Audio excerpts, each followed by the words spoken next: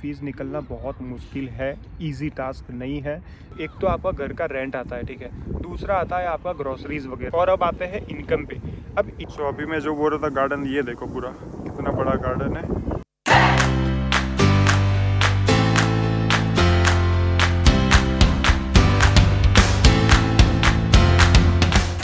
So hello guys, welcome back to my YouTube channel. So आज sunny weather था, Saturday Sunday भी था, कविता मेरी दोनों की छुट्टी थी, तो हम लोग एक नियरेस्ट गार्डन है सिटी सेंटर से, बिकॉज सिटी सेंटर में तो कोई गार्डन है ही नहीं, तो जो नियरेस्ट गार्डन है वहाँ पे वॉक के लिए आ गए थे।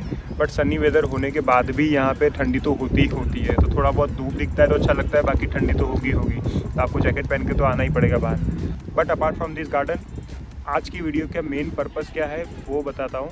आज की वीडियो को बनाने का मेन पर्पज़ ये है कि काफ़ी सारे इंटरनेशनल स्टूडेंट्स मुझे इंस्टाग्राम में मैसेज करते हैं और बताते हैं यार कि फ़ीस वगैरह निकलेगी कि नहीं निकलेगी। जहाँ तक मुझे पता है वहाँ तक जो भी स्टूडेंट्स यहाँ पे आते हैं वो मोस्टली मिडिल क्लास बैकग्राउंड से आते हैं, या तो फिर ऐसे लोअर मिडिल क्लास बैकग्राउंड से भी आते हैं, बिकॉज सब लोग कोई ना कोई थोड़ी बहुत सेविंग होती है या तो फिर लोन लेके आते हैं। अब ये सब कंडीशन से जो लोग भी आते हैं तो उनका पहला कंसर्न यही होता है कि यार यहाँ पे आएंगे तो फ़ीस निकलेगी नहीं निकलेगी, खर्चा कितना होता है, इनकम कितनी होती है।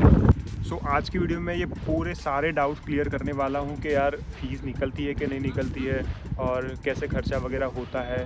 So let's get start the video start करने से पहले एक चीज़ बताना चाहूँगा, अगर वीडियो पसंद आ रहा तो प्लीज़ लाइक एंड सब्सक्राइब कर देना, बिकॉज लाइक एंड सब्सक्राइब करोगे तो मुझे मोटिवेशन मिलेगा ये चीज़ से। तो आते हैं मेन दो चीज़ पे। यहाँ पे जो स्टूडेंट्स आते हैं ना, मोस्टली दो कैटेगरी के आते हैं, एक तो बैचलर करने के लिए आते हैं मोस्टली, और दूसरे आते हैं जो मास्टर्स करने के लिए। अब दोनों का कंडीशन अलग हो जाता है, और एट द सेम टाइम कहाँ पे आते हो आप, जैसे लंदन में आते हो, लंदन से बाहर आते हो। बट मैं एवरेज एक ओवरऑल आइडिया बताऊंगा कि कैसे खर्चा होता है और कैसे फ़ीस निकलती है। अगर मैं मेरा पर्सनली बताऊं तो मैं तो ऑब्वियसली डिपेंडेंट के साथ आया था, ठीक है, तो मेरे वाइफ भी काम करती थी, तो उस चक्कर में हमारा लोगों का तो फ़ीस निकल गई थी easily.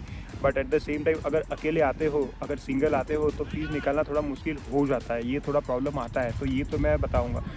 To be honest, as per my experience बताने जाओ तो फ़ीस निकलना बहुत मुश्किल है, ईजी टास्क नहीं है, तो उसको आप लाइटली मत लेना, क्योंकि अगर वहाँ से आ रहे हो तो काम करने के पर्पज़ से आना, काम मेहनत करनी पड़ेगी यहाँ पे, और ज़्यादा मेहनत लगेगी यहाँ पे, बिकॉज़ यहाँ पे इजी नहीं है सारी चीज़ें। जितना हम इंडिया में काम करते हैं उससे टोटली डिफरेंट काम होता है, थोड़ा डिफरेंट इन टर्म्स ऑफ थोड़ा हार्डवर्क रहता है और कंटिन्यूस काम करना होता है। और दूसरी चीज़, यहाँ पे आपको क्या होता है कि आप अकेले होते हो, तो अकेले होते हो तो थोड़ा ज़्यादा टफ पड़ता है। घर इंडिया में कैसा होता है कि यार घर वाले होते हैं, सपोर्ट होता है, इमोशनल सपोर्ट मिल जाता है, मेंटल सपोर्ट मिल जाता है, तो वो चक्कर में आप कर लेते हो, और खाना पीना सब कुछ होता है घर वाले बना के देते हैं, मम्मी होती है वो बना के दे देते हैं। बट यहाँ पे क्या होता है कि आपको खुद से करना आएगा, तो ये सारी चीज़ें टास्क हो जाता है। उसके अलावा भी मेरा मेन कहने का पर्पज़ ये है, क्योंकि यहाँ पे देखो मेन एक्सपेंसेस क्या होते हैं कि एक तो आपका घर का रेंट आता है, ठीक है, दूसरा आता है आपका ग्रोसरीज़ वगैरह। ग्रोसरी के साथ साथ आपका अगर ट्रैवलिंग का एक्सपेंसेस आ गया, लेट से बस वगैरह हो गया, या फिर बस का पास हो गया जैसे, या फिर कोई टैक्सी वगैरह कभी कर ली कोई मंथ में, या फिर दूसरे खर्चे ये भी हो सकते हैं एडिशनल, जो लग्जरियस खर्चे बोल सकते हैं। लग्जरियस खर्चे में ये आ गया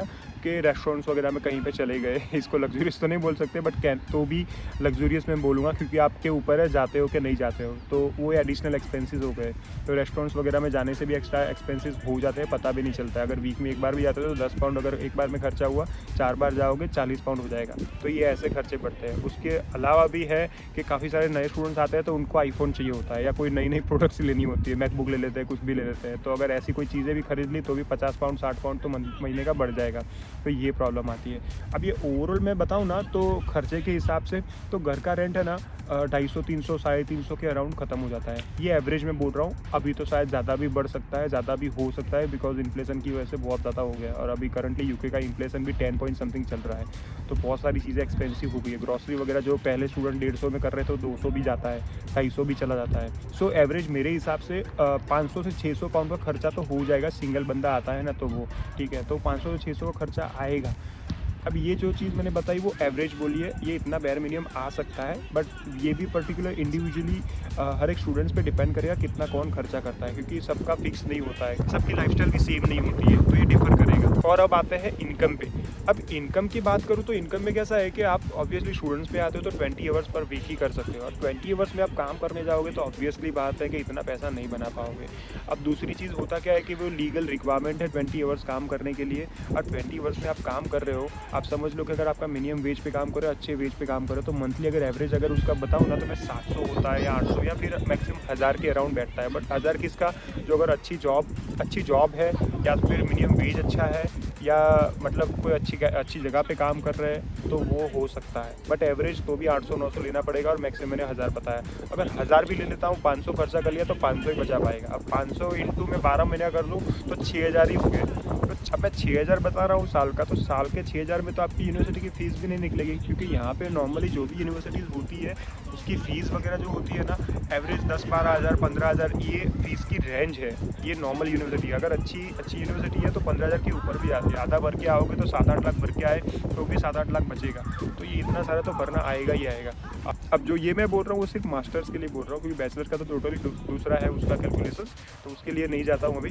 बट हाँ, मास्टर्स के लिए ये चीज़ होगी। चलो नॉर्मली मैं बता रहा हूँ कि टफ है बट इम्पॉसिबल नहीं है फीस निकालना और खर्चा निकालना। बिकॉज होता क्या है कि साल में अगर मास्टर्स करने के लिए आते हो तो साल में अगर आपको थोड़ा बहुत छुट्टियाँ मिल जाती है, जैसे क्रिसमस की छुट्टियाँ भी मिल जाती है, समटाइम्स ईस्टर की भी छुट्टियाँ मिल जाती है, तो वो छुट्टियों के अंदर आप फुल टाइम काम करके थोड़ा बहुत अर्न कर सकते हो, और वैसे करके भी काम कर सकते हो। उसके साथ ही साथ यहाँ पे ये एक चीज़ बहुत चल रही है, लोग कैश में काम करते हैं। मैं रिकमेंड नहीं करता हूँ ऑब्वियसली, क्योंकि कैश में काम करोगे अगर पकड़ाए, अगर उन लोगों ने देख लिया, पता चल गया, तो ऑब्वियसली आप सीधा बैक टू कंट्री चले जाओगे, बैक टू इंडिया जाना पड़ेगा, कोर्स खत्म, सब कुछ खत्म हो जाएगा।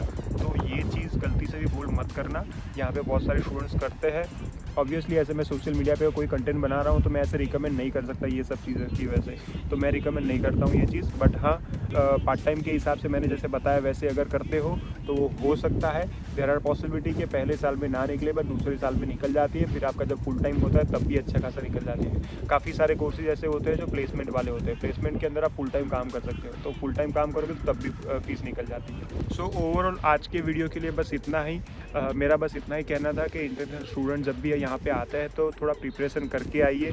इंडिया से या कोई भी कंट्री से आ रहे हो तो आपको ये चीज़ ध्यान में रखनी पड़ेगी कि यहाँ पे कितनी फ़ीस है, कितना फ़ीस भर के आए हो।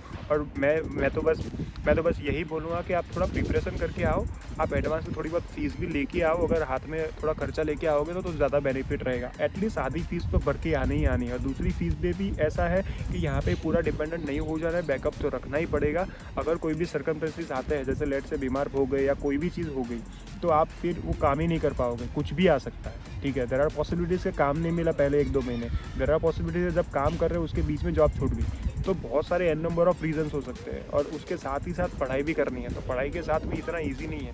बट हाँ, यहाँ पे स्टूडेंट्स मैंने देखे हैं जो फीस निकालते हैं, ऐसा नहीं है नहीं निकालते सिंगल में, मेरे ही काफ़ी सारे फ्रेंड्स से निकालते हैं। तो वो टोटली इंडिविजुअल पर्सन पे होगा, बिकॉज काम करने वालों के लिए कोई दिक्कत नहीं आएगी। यहाँ पे काम करने के लिए काम बहुत सारा पड़ा है, और डिपेंड करता है आप कौन सा काम चूज़ करते हो और कैसे काम करते हो। सो आई होप कि वीडियो पसंद आया होगा। वीडियो पसंद आया तो please like and subscribe the channel. Thank you.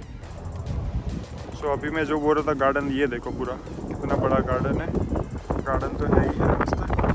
अभी पूरा धूप चली गई है और एकदम छाँव जैसा हो गया, तेज़ हवा हो गई है, तो हम लोग को भी फटाफट निकलना पड़ेगा।